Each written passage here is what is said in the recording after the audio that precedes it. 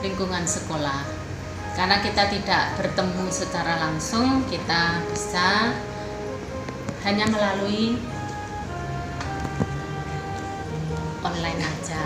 Sebelumnya saya mau perkenalan, saya Junjung Sari, yang mana saat ini kita akan belajar tentang visi dan misi sekolah atau visi dan misi Yayasan Xaverius. Visi dan misi apa yang harus kita peroleh atau harus kita siapkan, yang mana visi itu adalah arah tujuan dari sekolah kita, supaya nanti setelah kalian mengikuti pendidikan di sekolah Xaverius, kalian akan menjadi manusia muda yang unggul dalam humanitas, kecerdasan, kejujuran, kedisiplinan, dan pelayanan. Sebelum kita belajar mengenai visi misi, kita mau mengenalkan visi misi dalam lagu yang sederhana. Misalnya, Xaverius, humanis, cerdas, jujur, disiplin, dan melayani. Xaverius, itu adalah visi kita, supaya kita nanti sesuai dengan lagu yang baru saja kita nyanyikan. Nanti saya harap juga kalian bisa lagu yang saya berikan ini sungguh-sungguh bisa kalian hayati. Nah, dari visi misi kita akan kita jabarkan dari 5. Jadi dari kita menjadi humanis, cerdas, jujur, disiplin, dan melayani. Masing-masing poin ini akan kita bahas dalam pertemuan ini. Yang pertama, visi kita adalah humanis. Humanis seperti apa yang harus kita tanamkan dalam diri kita? Yaitu kita harus bisa menghargai dan mengembangkan potensi atau bakat yang ada dalam diri kita, supaya kita menjadi pribadi atau manusia yang bermartabat di hadapan Tuhan, di hadapan sesama maupun di hadapan negara. Nilai-nilai yang akan kita perkenalkan atau akan kita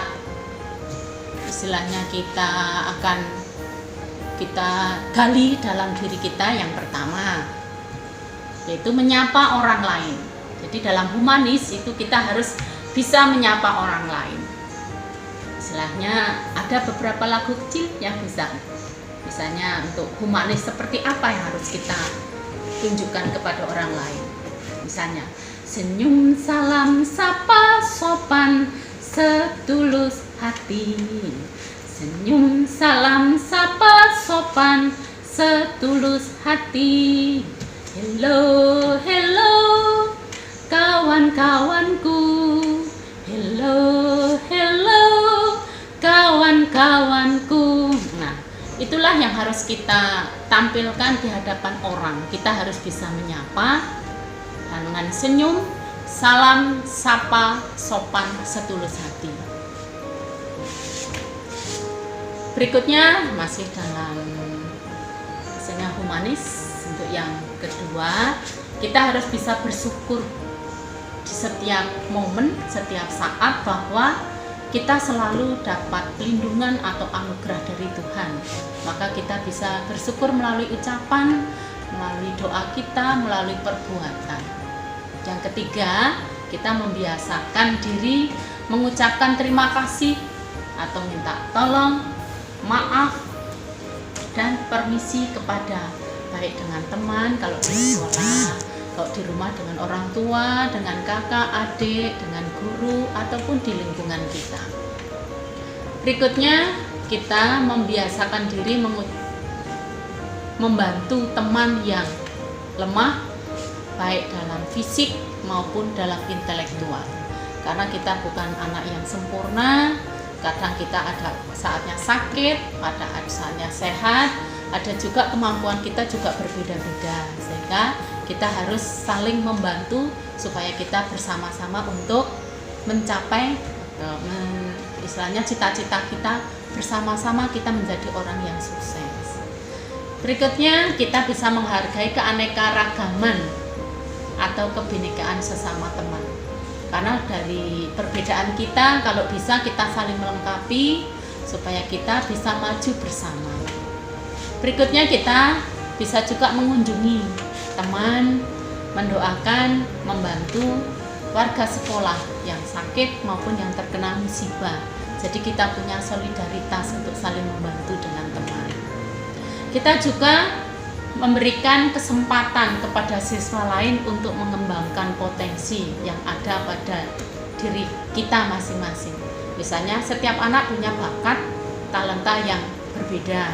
Jadi kalau bisa kita juga harus saling untuk memberikan support, kesempatan supaya mereka juga bisa maju. Berikutnya, menciptakan suasana yang nyaman di kelas selama pembelajaran. Karena tujuan kita sekolah, kita datang ke sini untuk mencari ilmu, maka bagaimana kita menciptakan suasana kita di kelas supaya kita nyaman, guru kita juga akan nyaman menyampaikan materi, kita juga akan mudah untuk misalnya menimba ilmu, kita mendapatkan ilmu yang berguna untuk kita. Kita juga harus bisa menunjukkan sikap dan perilaku, yaitu dengan mendahulukan kepentingan orang lain daripada kepentingan diri sendiri. Kita tidak boleh menjadi orang yang egois, tapi kita juga harus dikatakan, karena materi ini tentang humanis, maka kita juga harus menunjukkan bahwa kita orang yang ramah, orang yang peduli dengan orang lain, peduli juga dengan kesuksesan atau keberhasilan orang lain. Karena dengan kita mendukung, kita juga akan menjadi orang yang sukses. Kita juga harus bisa menghindari masa bodoh atau apatis. Jadi kita bersama-sama, kalau kita membantu teman kita, otomatis kita akan terbantu dengan support kita. Teman kita juga akan mensupport kita. Kita juga harus bisa menghargai perbedaan pendapat. Kita nggak akan mungkin sama. Kita punya pendapat, punya gagasan, pikiran yang berbeda-beda. Jadi kalau bisa dengan perbedaan itu kita harus mencari solusi yang terbaik. Berikutnya kita harus terbuka dengan kritik dan saran dari orang lain. Kita biasanya sebagai manusia itu akan susah mendapatkan kritik. Kalau saran yang membangun itu mungkin kita bisa terima, tapi kalau itu istilahnya kritik, kadang untuk memperbaiki kita, kadang kita punya kebiasaan yang mungkin merasa hati kita tidak terima kalau orang lain itu menilai kita yang secara negatif. Tapi kalau kita didasari dengan positive thinking yang akan kita untuk maju, saya rasa itu bagus kalau saran itu membangun supaya kita menjadi pribadi yang humanis. Kita lanjutkan untuk poin yang kedua. Kalau yang pertama humanis, yang kedua cerdas. Seperti apa kita jadi siswa yang cerdas atau manusia yang cerdas? Yang pertama, kita cerdas paling tidak dalam berpikir pakai logika. Jadi kita tidak harus selalu mengutamakan perasaan. Jadi kita harus mencari win-win solution yang terbaik. Maka kita istilahnya kita bisa berpikir, bertindak, bersikap komprehensif, atau dikatakan juga kita berpikir dahulu sebelum bertindak. Maka kita akan menunjukkan bahwa kita adalah manusia-manusia yang cerdas. Bagaimana kita akan menjadi yang cerdas? Otomatis kita pertama kali kita berdoa. Berdoa itu harus dengan sikap, karena kita berdoa dengan Tuhan berarti sikap sopan yang harus ditunjukkan. Cepat tanggap. Misalnya mengetahui lingkungan yang kurang beres, maka kita yang harus istilahnya kita nggak harus pintar tapi cerdas. Kita bisa menguasai diri dalam menghadapi masalah. Jadi tidak harus emosi kita yang kita luapkan, tetapi kita harus menggunakan kecerdasan kita, bisa mengatasi masalah, persoalan apapun harus dengan bijak. Jadi tidak kita sendiri, tapi kalau bisa kita cari mungkin bantuan dengan orang lain atau solusi yang bisa istilahnya membantu. Jadi tidak kita selesaikan sendiri.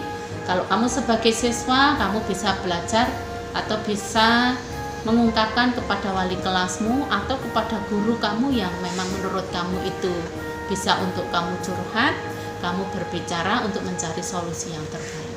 Jadi jangan kita selesaikan sendiri, karena itu biasanya kurang masukan bagaimana kita mengatasi masalah. Kita berani mengemukakan pendapat. Jadi kalau ada rasa yang kita harus kritis. Jadi kalau memang nggak sesuai dengan hati nurani, ya kita harus istilahnya mau mengungkapkan apa yang terbaik. Atau kalau kamu punya usulan atau istilahnya yang menurut kamu baik, kreativitasmu kamu bisa menunjukkan. Kita juga harus menyesuaikan diri dengan lingkungan kita. Kita tidak hanya dengan keluarga, tapi kita sekarang dalam keluarga besar. Sekarang dalam satu kelas, saya anggap itu adalah keluargamu yang terdekat. Kita juga mampu mengikuti proses pembelajaran yang baik di kelas. Karena itu juga untuk membentuk kepribadian kita supaya kita bisa lebih baik lagi. Kita juga melakukan eksperimen yang berhubungan dengan pembelajaran. Eksperimen itu cari pengalaman. Kamu harus istilahnya berani, istilahnya karena kita menggali ilmu. Kita bersama-sama dengan teman lakukan eksperimen. Kita mampu berpikir yang cepat, tepat, dan mampu kita untuk memicu kita supaya kita bisa membuat karya. Apa hasil karya kita? Biasanya dalam bentuk istilahnya bisa juga dalam bentuk tulisan, karangan, atau juga dalam produk tertentu yang istilahnya bisa kita istilahnya sebagai hasil bahwa kita belajar sebagai siswa yang cerdas. Berikutnya poin yang ketiga yaitu jujur. Jujur itu yang seperti apa? Apakah jujur itu harus berbicara apa adanya? Kita ya dalam hal ini jujur kita terbuka, tetapi juga istilahnya terbuka akan kebenaran baik secara ilmu maupun pribadi kita. Jadi kita tidak usah menutupi sesuatu, tetapi kita mengungkapkan apa yang benar untuk kebaikan bersama. Poin-poin dalam kejujuran itu misalnya yang pertama, menyampaikan informasi secara benar dan apa adanya. Nggak usah ditambahin, nggak usah juga dikurangi. Yang kedua, kita menyerahkan barang yang ditemukan pada guru atau pada yang berwenang. Barang apa harus biasanya kita temukan di lingkungan kita? Sebagai siswa ya paling tidak yang pertama paling alat tulis, dari pena, pensil, penghapus. Bisa juga kalau kita menemukan uang di lingkungan sekolah kita ya paling tidak kita menyerahkan itu kepada guru atau kepada guru piket. Kita yang ketiga dalam poin kejujuran, kita mengembalikan barang yang kita pinjam. Kalau pinjam bukan berarti itu hak milik kita. Istilahnya bukan berarti pinjam tapi istilahnya tidak izin, tapi pinjam harus izin dengan yang punya dan mengembalikan kalau sudah selesai. Poin yang keempat itu menjaga dan merawat barang inventaris milik sekolah. Inventaris itu yang pertama kalau dari kelas ya meja, kursi, papan tulis dan alat-alat yang lain, atau kalau di luar kelas alat-alat kebersihan, alat-alat yang lain istilahnya komunikasi atau istilahnya elektronik yang lain, kita harus menjaga supaya itu bisa dipakai dengan baik. Berikutnya mengapresiasi prestasi yang diperoleh oleh orang lain. Jadi kalau ada teman kita yang punya prestasi, alangkah baiknya kita mengapresiasi atau memberi semangat supaya dia juga bisa lebih maju lagi. Poin berikutnya, mengerjakan dan menyampaikan hasil tugas sesuai dengan kemampuan diri. Jadi ini karena pelatihan untuk melatih kemampuan kalian. Jadi kalian harus bisa mengolah yang kalian punya supaya bakat yang kamu punya itu bisa berkembang. Jadi dengan teman itu bisa saling membantu. Jujur yang lainnya itu mengenai keterbukaan terhadap teman, guru, dan karyawan. Jadi kalaupun kamu punya masalah atau ada yang perlu misalnya kita bantu, kami akan siap. Bapak, Ibu guru maupun karyawan di sini sungguh akan siap membantu kalian supaya kalian itu menjadi pribadi-pribadi yang memang diharapkan oleh bangsa atau negara untuk membangun. Yang berikutnya, membuat surat izin apabila kalian berhalangan tidak masuk, tapi dengan tanda tangan orang tua atau wali murid. Kalau sekarang zaman sudah maju ya tidak harus dengan surat, tetapi kalian bisa dengan telepon langsung kepada wali kelas. Jadi tidak ada sistem istilahnya kalau tidak masuk alpa atau tidak ada izin sama sekali. Kalaupun kalian sakit harus dengan surat izin dari dokter.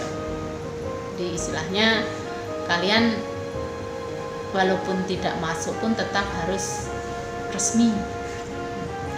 Berikutnya, kita bisa membedakan yang salah dan yang benar dan bersikap teguh dalam hati dalam kebenaran. Yang berikutnya, poin kita yang keempat yaitu disiplin. Disiplin yang seperti apa yang harus kita tanamkan supaya kita nanti menjadi orang-orang yang sukses. Disiplin di sini artinya kita adalah pribadi yang berkembang dan memiliki perilaku yang menunjukkan kalau kita taat, patuh, setia, dan istilahnya tertib. Itu istilahnya disiplin di sini. Jadi kita bisa untuk melangkah lebih depan itu kita tidak menyimpang, tidak ada pengaruh negatif yang akan istilahnya membelokkan arah kita atau cita-cita kita. Apa yang harus kita siapkan supaya kita menjadi anak-anak yang penuh dengan disiplin? Yang pertama, yang paling kecil aja. Yang paling kecil, kita berangkat sekolah atau masuk kelas itu tepat waktu, tidak terlambat. Kalaupun nanti terlambat, kalian harus izin kepada guru piket untuk masuk ke kelas dengan meminta surat izin masuk. Itu pun kalau diizinkan. Kalau misalnya tidak diizinkan berarti ada sanksi dari guru yang sudah masuk di dalam kelas kalian. Yang kedua, sebelum kita masuk baris rapi di depan kelas akan disiapkan oleh petugasnya. Yang ketiga, sebelum kita belajar kita berdoa lebih dulu. Kita mohon kekuatan dari Tuhan bahwa kita dalam memulai sesuatu itu harus istilahnya diawali dengan doa. Yang keempat, menyelesaikan tugas sesuai dengan waktu yang ditentukan.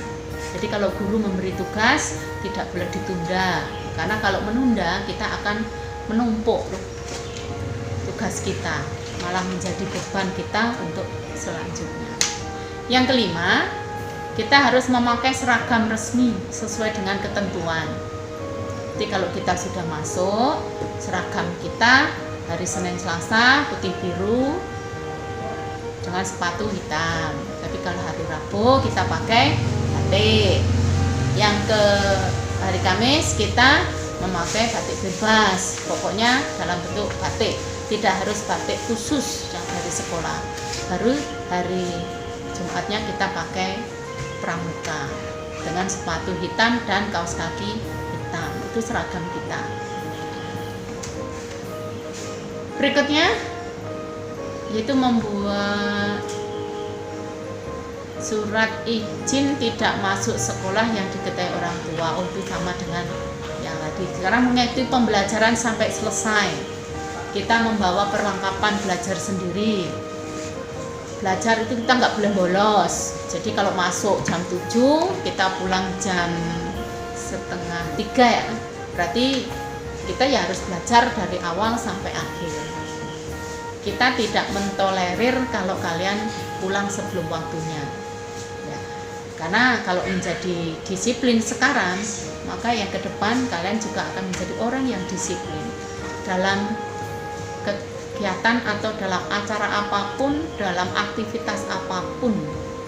Nah, berikutnya kita menempatkan sampah atau membuang sampah pada tempatnya.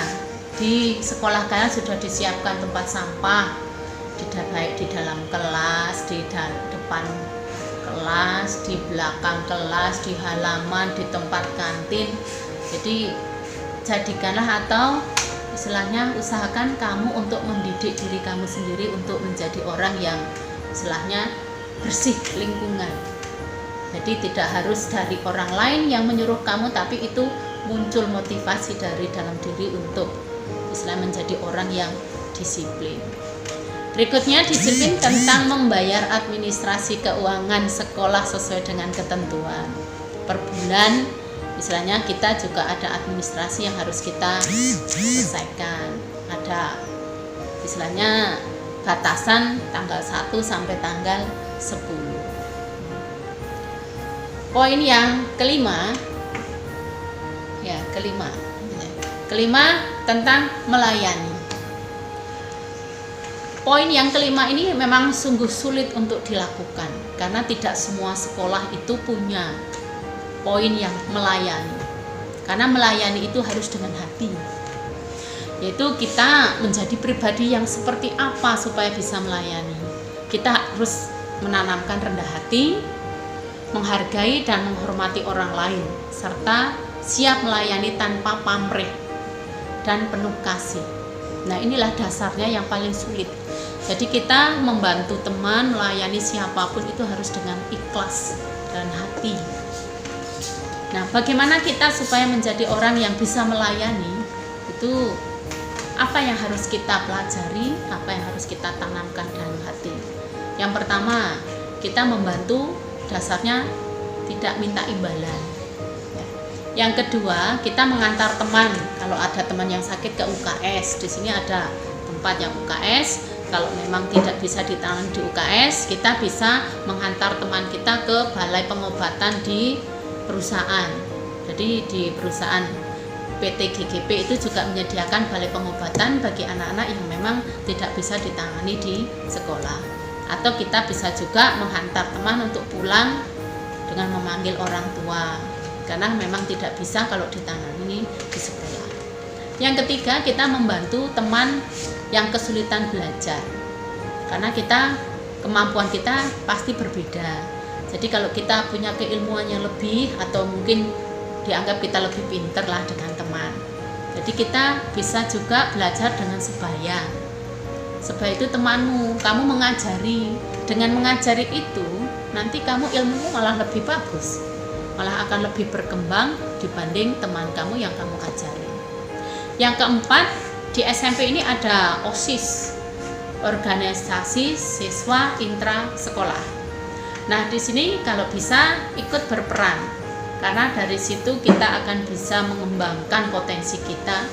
Paling tidak kita menjadi anggota, bisa juga yang lebih baik lagi kalau kita jadi pengurus OSIS. Membantu guru pada saat proses pembelajaran. Paling tidak kita misalnya fokus, kita bisa istilahnya menciptakan suasana supaya kita sungguh-sungguh bisa belajar. Di kelas juga ada ada piket ya. Anak-anak itu juga nanti akan dibagi berdasarkan hari. Piket kalian itu apa? Ya paling tidak kita melakukannya bukan hanya sebagai kewajiban kalau kita melakukan, tetapi itu tanggung jawab kita supaya suasana kelas itu juga nyaman. Kita juga bisa berperan aktif dalam menjaga kebersihan lingkungan, tidak hanya di kelas tapi di luar, di belakang atau di lingkungan komplek. Karena kita dalam satu komplek itu ada TK, SD, dan SMP. Jadi tidak hanya di sekolahmu sini aja, tetapi di lingkungan yang menyeluruh untuk menjaga kebersihan. Kita juga menerima dan membantu tamu di lingkungan sekolah. karena kita termasuk lembaga sekolah ya, kita akan istilahnya kalau tamu itu pasti selalu ada silih berganti, baik dari orang tua, dari lembaga pendidikan yang lain maupun dari instansi yang lain. Apalagi kita di komplek perusahaan, banyak juga perwakilan dari perusahaan yang datang ke sekolah kita. Jadi kita juga harus menjadi orang yang istilahnya humanis, yang bisa menerima mereka, kita menyambut mereka dengan baik. Kita juga harus berperan serta dalam menjaga dan mengharumkan nama baik sekolah. Kamu atau murid-murid itu atau kalian tidak hanya menjaga nama baik, tetapi nama baik itu dari diri sendiri, namamu, nama orang tuamu, nama sekolah, itu yang harus kamu jaga. Seperti ada peribahasa, istilahnya harimau mati meninggalkan belang, gajah mati meninggalkan gading. Kalau kita manusia mati pasti akan meninggalkan nama. Maka yang harus kita jaga itu, supaya nama atau trademark kita nanti akan selalu diingat orang karena kebaikan kita. Sekolah itu juga mengadakan istilahnya pengumpulan dana solidaritas. Solidaritas itu misalnya APP atau aksi pembangunan, ya. Ada juga peduli siswa, ada uang duka kalau nanti ada ini ya, aksi Natal, ada juga bagi orang yang Muslim ya, istilahnya ada infak yang istilahnya bisa untuk kebaikan kita.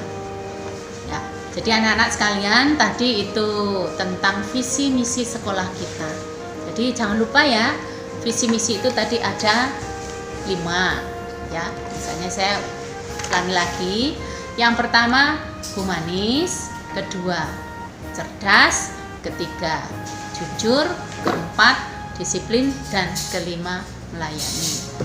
Jika kalian masih ada belum jelas tentang penjelasan, kalian bisa langsung menghubungi saya atau guru yang lain kalau memang masih ada tambahan. Mungkin itu saja dari guru. Terima kasih atas perhatiannya. Terima kasih.